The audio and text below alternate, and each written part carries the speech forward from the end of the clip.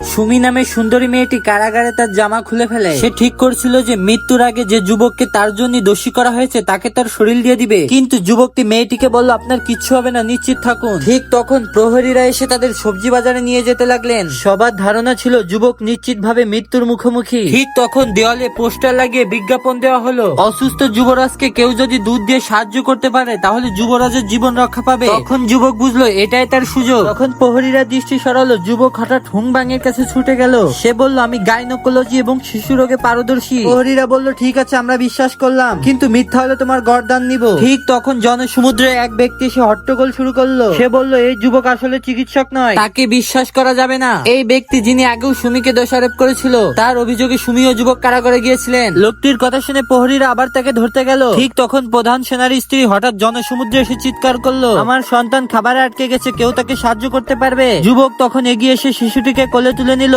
এবং সে একটি হেইমলির চিকিৎসার কৌশল ব্যবহার করতে লাগলো। ঠিক তখন প্রধান সেনা আসলেন, যুবককে সন্দেহ করলেন, কিন্তু তার স্ত্রী তাকে বাধা দিল। শেষমেশ শিশুটির মুখে আটকে থাকা ফলটি বের হলো। যুবক ফলটি তুলে ধরে বলল আগামীতে শিশুকে হালকা ফল দেবেন না। কিন্তু প্রধান সেনার স্ত্রী বুঝতে পারলো কেউ শিশুকে ক্ষতি করার চেষ্টা করছিল। যুবক তখন ওই শয়তান লোকটিকে চিহ্নিত করলো। প্রধান সেনা তাকে সাথে সাথে গ্রেপ্তার করলেন। এই ঘটনার পর যুবকের চিকিৎসা দক্ষতার উপর কারো সন্দেহ রইল না। প্রধান সেনা তাকে রাজপ্রাসাদে পাঠানোর অনুমতি দিল। প্রাসাদে যুবক সফলভাবে কুইফে এবং সম্রাটের সঙ্গে দেখা করলো। সম্রাট বলল আমার স্ত্রীর রোগটা তোমাকে সারাতে হবে। যুবক বলল ম্যাসাজ পদ্ধতি ব্যবহার করতে হবে। সম্রাট রেগে গেলেন, তুমি কি নারীকে স্পর্শ করবে? যুবক দূরত্ব বলল না, আমি একজন প্রাসাদের নারী ব্যবহার করব, যিনি আপনার স্ত্রীর শারীরিক গঠন মিলাবে। সম্রাটের স্ত্রী রাজি হলেন এবং নিজের একজন অন্তঃসেবিকা নির্ধারণ করলেন। সেবিকা চুপচাপ রাজি হলো, যদিও নারী সতীত্বের কারণে ভয় পাচ্ছিল।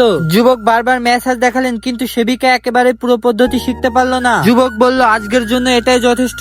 সেবিকা ভয়ে পালিয়ে গেল, কেবল কুইফে রইল। তখন সম্রাটের স্ত্রী বলল, সম্রাট না বললেও আমার রোগের জন্য তোমারই ম্যাসাজ করতে হবে। যুবক রাজি না হলে সে রেগে গিয়ে বললেন তুমি ভয় করো না। যুবকটি জানতেন যুবরাজ দুধ না পেলে মারা যাবেন। যুবক শেষমেশ সম্রাটের স্ত্রীর কথা মানলেন আর রাত 3টার দিকে একা আসলেন। এরপর সম্রাটের স্ত্রী যুবকের সাথে নতুন এক অন্তরঙ্গ কাহিনী শুরু করে ফেললেন। বন্ধুরা, সম্রাটের স্ত্রীর সঙ্গে কি এমন হলো দেখতে অবশ্যই চ্যানেলটি সাবস্ক্রাইব করবেন আর ভিডিওটি ভালো লাগলে একটি লাইক দিয়ে কমেন্ট করে যাবেন।